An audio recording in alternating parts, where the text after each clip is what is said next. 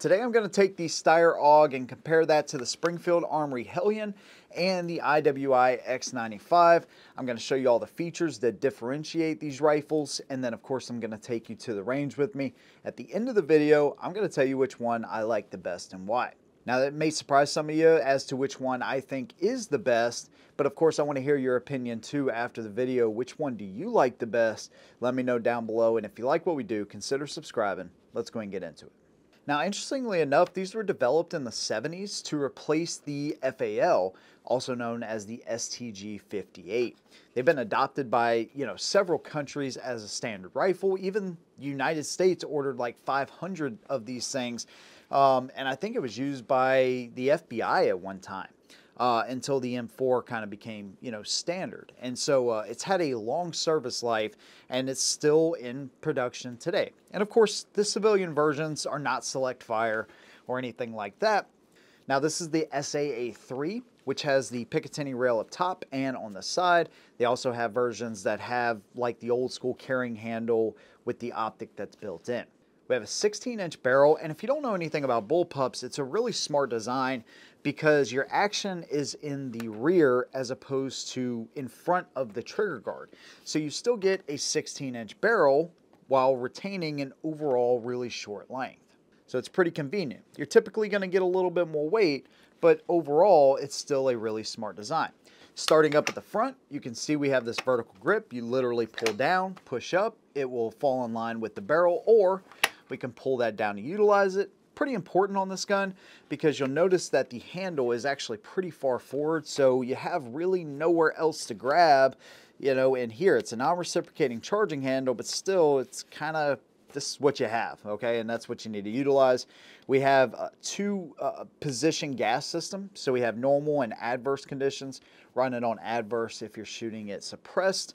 We have a quick change barrel. I'll show you that here in a minute. On the left-hand side, we have our charging handle, and it also works as a bolt stop right there that's built in. Now, of course, we can work that just like that if we want to after a mag change, or we have a bolt release right there. These are known for being some of the best magazines in any NATO country. Waffle pattern design. They also have 42-round versions of this. Pretty indestructible from what I hear, so that's pretty cool. We also have the magazine release right behind the magazine itself. We have a cross bolt style safety. One thing that they do in other countries where the select fire versions are is they actually have like a progressive trigger. So if you pull it in halfway, it's semi-auto. You pull it back all the way, that's the fun mode. Like I said, these barrels are quick change. You have a little lever under here. You pull the bolt back. Don't take the suppressor off. You rotate, and it comes out. Now, typically on any kind of bullpup, you're not going to get sub-MOA accuracy. That's really not the case with the AUG. This is known as a really accurate gun. I've actually read that Steyr will never send out a gun that's not sub-MOA, which is pretty freaking bold. I mean, that's awesome. And these barrels are made by FN, so you're getting quality parts. Most of the rifle is still made in Austria, but of course with import limitations, the rest of the parts have to be made over here. This was also one of the guns that was banned in 1989 by the original George W. Bush, along with all AKs, Galils, Uzis. There was a number of different rifles that he had an import ban on, and of course the AUG was one of them. Next gun we're going to talk about is the Hellion rifle. This one is based on the VHS-2 out of Croatia, and so a lot newer. These things were developed in the early 2000s, and I think they were adopted in like 2007. They had like these trial runs where they do 1,000 here, 2,000 here, and then eventually they got a big contract for 50,000 of them. It almost looks like the FAMAS. Actually, they played around with the gas system on the VHS-2. I think they tried direct impingement, they did a long stroke piston, and then eventually they settled on the short stroke piston. I think at one time they were in 7.62 by 39 even. This one, of course, is in 5.56, 16-inch barrel, 18-inch barrel, 20-inch barrel variants. We have an adjustable gas system up front, really easy.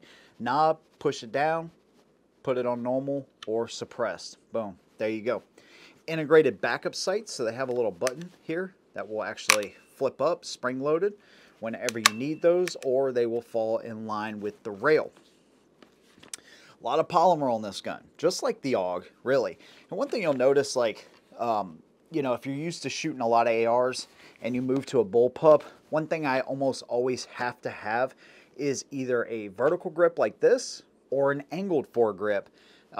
Just because you're not going to really be able to get a thumb over bore. Now this one has enough of a cutout there where you kind of actually could do that, but it just makes it much more comfortable having at least a vertical grip up there. One thing you'll notice with this one, as opposed to having the big wide trigger guard in here, it just has a standard pistol grip and a standard trigger guard as well. This is actually the BCM gunfighter grip on here. These things started being produced in the U.S. by Springfield Armory. Well, they're made in Croatia, but started being imported, I believe it was 2021. So relatively new to the United States. You can flip the ejection port on these, all right, to right or left-handed. We, of course, have an ambidextrous safety selector right there. And then all of your main controls, besides the trigger and the safety selector, are going to be in the rear. So we have a magazine release that's right behind the magazine, and it's just a little lever, kind of like an HK style lever. And then we have a bolt release. You kind of pinch that and it will release the bolt for you. Charging handle, notice how that kind of just falls in line with the rail as well. So no matter if you're a left or a right-handed shooter, you pull that out to one side or the other, boom, there you go. Drop the bolt, boom. Battery of arms is wildly different on here, especially if you're used to shooting ARs. It can be a little bit to get used to for sure, not impossible though. We have a 5-position adjustable stock back here, and overall a really nice setup. I actually like the cheek piece on here. It gives you a good solid platform to get down on it, and you can see the overall length. It's still very short because of that bullpup design. And then we have the X95. So these were developed from like 2003 to 2009 by IWI in Israel, and they've been adopted ever since. And there's a whole Tavor lineup and family of rifles. You know, you have 300 Blackout, you have 5.56, you have 9mm, you have SMGs in other countries. And so it's, you know, the TAR 21, I think there's a STAR 21. They've made a number of significant changes though. Most notably, you see the charging handle right there, how close it is to the trigger, and obviously you have this elongated trigger guard. Now this can be swapped out for a traditional pistol grip and traditional trigger guard, by the way, if you don't like it. I personally do like it. I like the look of it, the aesthetics. I think it works really well too. But one thing they've done is move the bolt further to the center here to create a better balance rifle. It used to be more forward of the trigger guard here. So they've done that. Another thing that they've done are these removable rail covers. And so straight from the factory, this is all covered up. They just slide right on. You pull them off. You know, the ones you need, the ones you don't, you can leave on, you can take off like I've done here. I have this angled foregrip, and I think overall it does a really good job. And again, you'll notice it may not have as much room as the Hellion, but a lot more room up front than the AUG. And so you got plenty of hand space there to kind of work the gun and feel really comfortable and still have a solid place to put your hand. Full Picatinny rail up top. No adjustable gas system on this. From what I understand, the 5.56 guns were never designed to be run suppressed. I ran this gun suppressed. Man, this is probably 2017. This is the first rifle, by the way, that I ever purchased back in 2016. Integrated tritium backup sights right here into the Picatinny rail. It's a really smart design. I've had this rifle so long now, this front tritium is pretty much gone. You do have a rear sight there as well. Right at 7.9 pounds without anything on it. Cold hammer forged barrel. And overall, just a really intuitive design. So what I'll say is, if you're used to shooting ARs, the X95 might be the most natural transition to a bullpup. The reason I say that is because you have an ambidextrous magazine release, pretty much just like any AR, and then your safety selector is in a very familiar position as well. Now, of course, the bolt release is going to be back here, and your magazine's back here, so as long as you can get used to that, it's a pretty intuitive design. They do make left-handed versions of these guns too. We have a shell deflector right there, bolt release underneath. You know, if you're looking for like sub MOA, you're probably not going to get it out of this gun. Now, they do make an 18.5-inch version as well, if that's something you want to go with. I personally like the 16.5-inch barrel, but if you're looking for a practical accuracy, 300-400 yards, I feel really comfortable with this. And I'm rocking this HS402C on top. I have had this thing since I bought the gun. I really just need to send it back to Holosun because I can't even adjust my dot anymore. But overall, this thing has done pretty good now for, you know, going on 8-9 years. So the balance of the gun is really good. You'll notice when I put this thing into my shoulder, I like the position of this grip right here. It just really kind of keeps your hand right where it needs to be. And I can position this gun anywhere I need to and still have this hand free. I mean, it really is that good. You put the sling on, and now we have an even more stable position where I could do pretty much anything with one hand. Now, I'm not saying that I would always shoot this with one hand, but the balance of the gun, it's a lot harder to do it with an AR style. And so that's one of the benefits of the bullpup. And then when I bring my other hand in, now it's even better. Again, you'll kind of fall into this little bit of an issue when you're shooting prone or shooting from a rest. You just got to kind of work around that stuff. Sometimes it may even be better to just kind of put it on its side. And, you know, if you're doing work within 50 or 100 yards, that might be ideal. So when it comes to the battery of arms only, I'd say the X95, because it's the most familiar and I think it's the most intuitive out of all three of these, probably wins there. I like the magazine release, and I don't mind a paddle style release behind the magazine so much. You know, I like cool and different stuff. I'm okay with that. I like the paddle release on the SP5 and, you know, other guns. But on this one, it just makes a lot of sense to have that magazine release. Boom, right there, drop it, insert, you're good to go. Bolt release right behind here. That'll probably be the one area that you would have the most issue with learning. But if you give it a little bit of time, it really is the most intuitive rifle out of all three of these, in my opinion. So, what about shooting? Because this tells a little bit different story, and I think overall, all three of them, if you're just looking to ring steel 300-400 yards, all of them do a really good job. The biggest downfall of the X95 and of the Hellion is the dot I was running on them. So I have the 402C Holosun here, just a standard red dot, no magnification. Also have the Vortex AMG on top of the Hellion, no magnification. And then on the AUG, I'm running the 4x32 Trijicon. It's not even close as far as the two. I mean, just two totally different applications. So that kind of sucks. And so I will admit here and now that these two should have had better glass and some kind of magnification. That way I could give you an accurate depiction on, hey, you know, the AUG might shoot sub MOA at 100 yards. Maybe this one doesn't. I know it probably doesn't, but good enough for self-defense purposes. That's about what I can tell you. If you're looking to go to the range, sight them in, have some fun, all three of them are going to do a really good job. The biggest thing I notice is the battery of arms with this one and the trigger pack in this one is so much better. The trigger on the AUG absolutely sucks.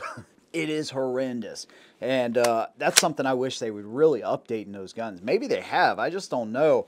And by the way, that's how they designed the Steyr AUG, to have a little bit heavier trigger. I just really don't like it. I mean, it really does suck.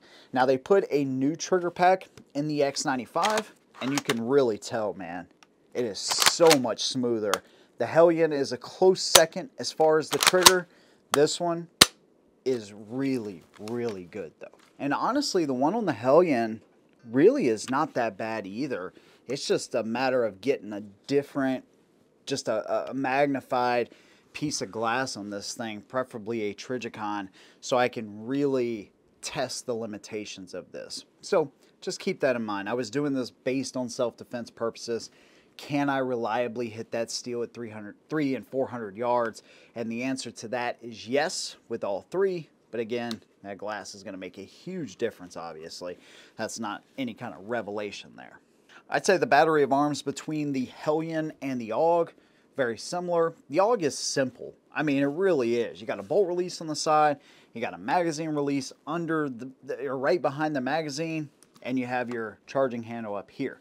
This one's a little bit different because that charging handle is hidden in a way, so you kind of have to get used to that. So, you know, I'd say that this one, battery of arms wise, is probably the most difficult to learn reliably out of all three. But I do appreciate that this one and X95 actually come with backup sights. That's pretty nice. And they're integrated into the rail. Both of them are, so they lay down flat and out of the way when you don't need them. All right, so let's start with the pros and cons. The AUG is the oldest of all these designs, and while that may have some limitations, one thing about it is they have decades of research and development that went into this gun. Pretty intuitive as far as the folding vertical grip, quick change barrel, and if you want the most accurate bullpup on the market, or one of the ones that's most regarded as the most accurate, the AUG is probably the way to go. It's also one of the more simpler designs, so you see there's not a lot of buttons and levers and stuff. You have, you know, your magazine release, your bolt release, your crossbolt style safety. There's really not a lot to it, and there's not a lot to go wrong. And so overall, if you can learn the battery of arms, then it's actually a pretty good rifle. Now, one thing you will notice is that parts for these things are fairly expensive because they use that proprietary magazine. You're talking about 50 bucks. I think they have 9-round versions, 30 rounds, 42 rounds, waffle pattern magazines. So they're pretty expensive. From what I've heard, and I could not verify this because I couldn't find one, but these pistons are also pretty hard to find. I think they're on back order from Steyr actually. So that's another thing to consider. But overall, they're a very popular gun and they've been made for a long time. So as far as the chances of this thing just breaking on you under normal use, the chances are low. And again, when you have these guns that are designed for specific militaries and then civilian versions are made, you get a rifle like this that is super accurate and reliable. And so I think this one offers all of that. It's obviously easier now to mount any kind of optics with the SA version. Picatinny rail on the side so you can mount a flashlight just like my buddy did here. You will have limitations as far as calibers. So there is a 300 blackout version of the gun coming. It's still not here, but right now we just have 5.56, at least in the United States. So besides that trigger and some of the parts and stuff being more expensive, overall it's a pretty decent gun. By the way, you know, when you're talking about 5.56 guns, typically the recoil is not very sharp at all. This one probably has the worst, you know, cheek rest and all of that kind of stuff. It doesn't feel the best back here, but it's not something I was like, oh my God, it's so uncomfortable. It just probably has the worst setup as far as back here in the rear on the stock and on the cheek rest. By the way, they do have bolt conversions, so you can get the left-handed bolt if you are a left-handed shooter. The Hellion rifle.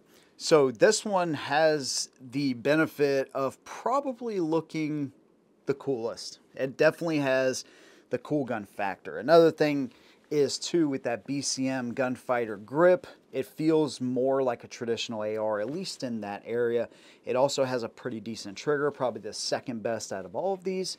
And as opposed to the other guns, even though I like side charging handles, this one is very convenient if you can get used to it because it's tucked out of the way. And so you don't have anything that's necessarily going to catch or anything like that. It's just kind of there. When you need it, boom, rack it, and that's it. You're good to go.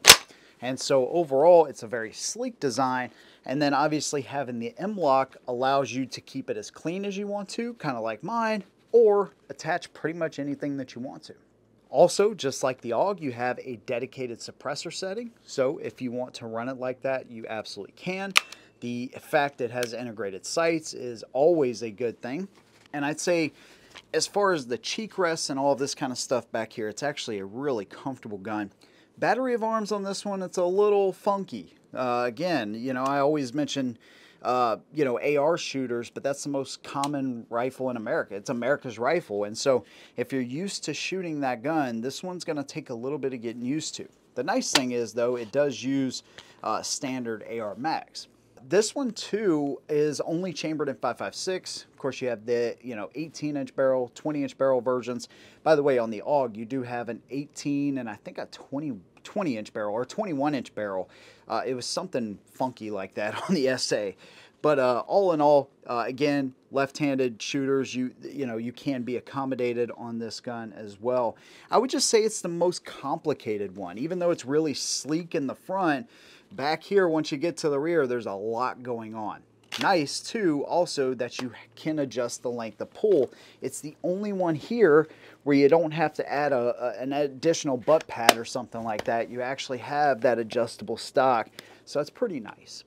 And then when it comes to the rifle that I think is the most intuitive, it's going to be the most familiar for AR shooters, and I think the most intuitive out of all three, it's the X95. Now, of course, this one and the Hellion benefit greatly from guns like the AUG. They get to see what those guns didn't do so well and what others did do really well, and take a whole variety of that and just kind of mix it all into one gun. I definitely like the fact that you have covers that you can put over these rails. So it's a little bit older design as opposed to M-LOK, but it's nice that you can actually cover that stuff up, and much better than the old Tavor. I also appreciate the fact that you have so much room in the front. Even though they're all really overall very short profile guns as far as the overall length, it still is nice that you have a good amount of real estate up front compared to, like I said, the AUG. And when it comes to balance, even though the AUG feels like the lightest gun, even with the suppressor on it, I feel like this one is just the best balance. It doesn't feel like you have a ton of weight back here. None of them are, you know, particularly light, but I just feel like this one overall is the best balanced gun. It's going to be the most intuitive in my opinion. And the availability of parts and stuff from what I've seen is actually fairly inexpensive and reasonably priced. I think you can change this entire pistol grip out for like 30 bucks. So not too bad there. And they make a lot of variety. So 300 blackout, 5.56, different barrel lengths, 9mm. There's a lot that they offer to the American market, which is a good thing as well. The more, the better, and that is how I feel about it. Also, this one has the most comfortable butt pad back here. And of course, you can get left-handed conversions on this one as well. Now, all of these rifles are expensive. You know, MSRP on all of them is right at $2,000. So they're all going to be pricey. And I remember when I bought this one back in 2016, like I said, it was my very first rifle. And before that election, I was like, I'm buying an X95 because I was obsessed with this thing. And still, all of these years later, I really love this gun. I hate that it doesn't have a dedicated suppressor setting, but I have run it suppressed and it ran just fine. So I tend to think this one is over-gassed to an extent, because even when I shoot it now, and especially when I shot it suppressed back then, you get a lot of that gas back in your face. So that is one minor little thing there if you decide to shoot this one suppressed. But all in all, I think the trigger, the accuracy for what I would need it for, and all of the features, the X95, to me, is the clear-cut winner. I just think it's a little bit a step above the Hellion, and it has some significant features over the AUG, like the better trigger, like the integrated rails, like the better balance to me, and I just like the controls better than I like the AUG. And so the AUG would probably be my least favorite, then the Hellion, then the X95. But here's the thing.